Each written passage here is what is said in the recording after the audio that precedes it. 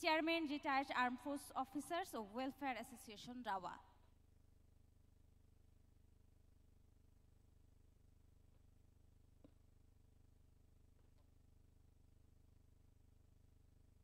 বিসমিল্লাহির রহমানির রহিম। আলহামদুলিল্লাহি রাব্বিল আলামিন। আসসালাতু ওয়াসসালামু আলা রাসূলিল কারীম। আসসালামু আলাইকুম ওয়া রাহমাতুল্লাহি ওয়া বারাকাতুহু। আজকে এই শহীদ পরিবার, জুলাই আন্দোলনের শহীদ পরিবারদের এই মিলন মেলায় আমি পবিত্র কোরআনের সূরা বাকারার 42 নম্বর আয়াত একটু তেলাওয়াত করতে চাই। ওয়ালা তাকুলু লিমান ইউকতালু ফি সাবিলিল্লাহি আমওয়াত বাল আহিয়াউ ওয়ালাকিন লা তাশউরুন। আর আল্লাহর পথে যারা নিহত হয় তাদেরকে তোমরা মৃত বলো না, তারা জীবিত, কিন্তু তোমরা তা উপলব্ধি করতে পারো না। প্রিয় ভাই বোনেরা, আমরা কি উপলব্ধি করতে পারি? আমাদের কি উপলব্ধির সৃষ্টি হয়েছে? 1971 সালের পরে ফ্যাসিস্ট সরকার ক্ষমতা গ্রহণ করে। এই দেশীয় সরকার হাজার হাজার নয়, অসংখ্য লোককে হত্যা করে। আমাদের কি উপলব্ধি হয়েছিল স্বাধীনতার পরে? হয়নি। আমাদের কি উপলব্ধি হয়েছিল 1975 সালের পরে রক্তক্ষয়ী সেই অভ্যুত্থানের পরে? আমাদের কি উপলব্ধি হয়েছিল? হয়নি। আমাদের কি উপলব্ধি হয়েছিল এরপর যখন দেশের মধ্যে উচ্ছৃঙ্খলতা জাগিয়ে দেওয়ার জন্য, বিদ্রোহ করার জন্য, দেশকে ভাগ করার জন্য, দেশকে দখল করার জন্য যখন প্রতিবেশী দেশ ষড়যন্ত্র করলো, আমাদের কি উপলব্ধি হয়েছিল? হয়নি। জুলাই আন্দোলন, আমি কোনো সংখ্যা বলবো না, অসংখ্য, এখনো সঠিক সংখ্যাটা আমরা জানি না কতজন শহীদ হয়েছে, কতজন আহত হয়েছে। এখনো আকাশ বাতাস কম্পমান, হাহাকার, আর্তনাদ, কান্নায়। আমাদের কি উপলব্ধি হয়েছে? হয়নি। মাত্র কয়েকদিন আগে F-7 জঙ্গি বিমান দুর্ঘটনা কবলিত হয়ে আমাদের শিশুরা শহীদ হয়েছেন। এরপরও কি আমাদের উপলব্ধি হয়েছে?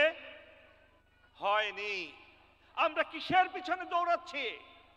আমরা সেই মহান সৃষ্টিকর্তা, সর্বশক্তিমান আল্লাহ, ওনার মহিমা উপলব্ধি করার জ্ঞান, বুদ্ধি, চিন্তা আমাদের মধ্যে নেই। কেন আল্লাহ আমাদের শিশুদেরকে হত্যা করালেন আমরা উপলব্ধি করতে পারছি না।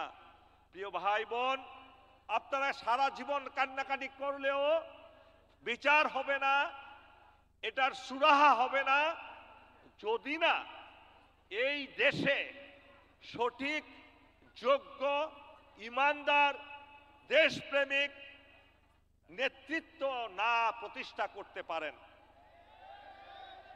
আপনাদের সকল দুঃখ কষ্ট দূর হয়ে যাবে, আপনি সকল বিচার পাবেন যখন আপনি সঠিক নেতৃত্ব প্রতিষ্ঠিত করতে পারবেন। মায়া কান্না করে কোনো লাভ নাই। ডক্টর ইউনূস ফেইল, উনি সম্পূর্ণরূপে ব্যর্থ। কেননা তিনি সরকার গঠন করেছেন এমন লোকদেরকে নিয়ে যারা এই বিপ্লবের, এই শহীদানের কষ্ট তারা বুঝে না। আপনি নেতৃত্ব নেওয়ার পরে আপনার আকাশচুম্বী উচ্চতা, বিশ্বব্যাপী আপনাকে চেনে জানে সবাই। আপনার সেই জনপ্রিয়তা নিয়ে আপনি ক্ষমতায় বসেছেন। আমরা প্রথমে কিছুই বলিনি আপনাকে। আপনি কি করলেন? আপনার মন্ত্রিসভায় 53টা মন্ত্রণালয়ে আপনি নিয়োগ করলেন মাত্র গুটি কয়েক বয়স্ক এবং এনজিও ব্যাকগ্রাউন্ডের লোকদেরকে, যাদের মধ্যে কোনো স্পিরিট নাই, যাদের মধ্যে বিপ্লবের কোনো স্পিরিট নাই, আপনি কিভাবে দেশ চালাবেন? আজকে দেশ যদি এই সেনাবাহিনী যদি আজকে রাস্তায় না নামতো, আপনারা দেখতেন তাণ্ডব সেই ফ্যাসিস্টদের, আপনারা থাকতে পারতেন না, আমরাও থাকতে পারতাম না। সেই সেনাবাহিনীকেও দূরে সরিয়ে রাখা হয়েছে, সেই সেনাবাহিনীকেও কাজ করতে দেওয়া হয় না। প্রিয় সুধী মণ্ডলী, আমি শেষ করে দিচ্ছি শুধু একটি কথা মনে রাখার জন্য আপনাদেরকে। স্বাধীনতার অনেক পরে, আজকে ৭১ সালের পরে আবার দ্বিতীয় স্বাধীনতা, আমি বলি দ্বিতীয় স্বাধীনতা নয়, 1947 সালের 14ই আগস্ট যদি এই দেশ পাকিস্তান না হতো, কিয়ামত পর্যন্ত এই দেশ বাংলাদেশ হতো না, হতো না, হতো না। আপনাদের চ্যালেঞ্জ করে দিচ্ছি, সেটা ছিল প্রথম স্বাধীনতা। আপনি স্বীকার করেন আর না করেন, ইতিহাস তাই বলে সেই স্বাধীনতা আমাদের দেশের, এই দেশের মানুষেরাই নেতারি এনেছিলেন, বাইরের কেউ আনেননি। সেইটাকে আপনারা অস্বীকার করেন। সেটা ছিল প্রথম স্বাধীনতা। দ্বিতীয় স্বাধীনতা ছিল 1971 সালে, যদি আমাদের বাংলাদেশ সেনাবাহিনী সেদিন যুদ্ধ না করত, সেই সময় এই দেশ পরাধীন হয়ে যেত, ইন্ডিয়া এই দেশটা দখল করত।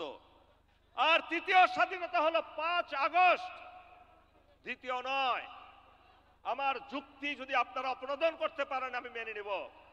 প্রিয় ভাই বোনেরা, সর্বশেষ কথা হলো, আগামী নির্বাচনে 300 আসনে যদি আপনারা সঠিক নেতৃত্ব, যোগ্য নেতৃত্ব নির্বাচিত করতে না পারেন, সঠিক নেতৃত্ব, যোগ্য, সৎ, ইমানদার নেতৃত্ব নির্বাচিত করতে ব্যর্থ হলে আপনারা আবার সেই ফ্যাসিজম কায়েম হবে, আবার আরেকটা বিপ্লবের পর বিপ্লব হতে থাকবে, সমাধা হবে না।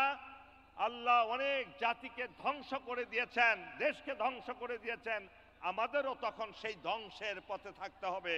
সুতরাং আপনাদেরকে বিনীত একজন আন্দোলনকারী হিসেবে বলছি, আমি আন্দোলন করেছি দীর্ঘ 12 বছর, একদিনও বিরতি দেইনি। আজকে এখানে আছেন বসে ব্রিগেডিয়ার জেনারেল আজমি, যাকে গুম করা হয়েছিল, তাকে গুম করার পরে আমি সেই হাসিনার ফ্যাসিস্ট আমলে বলেছিলাম জবাব দেন, মন্ত্রীকে বলেছি জবাব দেন, ব্রিগেডিয়ার জেনারেল আব্দুল্লাহিল আজমি কোথায়? আমি জিজ্ঞেস করেছিলাম লেফটেন্যান্ট কর্নেল হাসিনুর রহমান কোথায়? এবং সেজন্য আমরা সকল ত্যাগ স্বীকার করতে প্রস্তুত ছিলাম। সুতরাং আগামী দিনে শপথ নিন, বাংলাদেশে যাতে কোনো ফ্যাসিস্টদের কোনো বংশ নির্বংশ হয়ে যায়, কোনো নতুন ফ্যাসিজম যাতে আবার কায়েম না হয়, তাহলে কোনোদিন আমাদের দুর্ভোগ কাটবে না এবং আপনাদের স্বপ্ন স্বপ্নই থেকে যাবে। মহান আল্লাহ সুবহানাহু ওয়া তাআলা আমাদেরকে সত্য উপলব্ধি করার তৌফিক দান করুন। ওয়া আখির দাওয়ানা আনিল হামদুলিল্লাহি রাব্বিল আলামিন।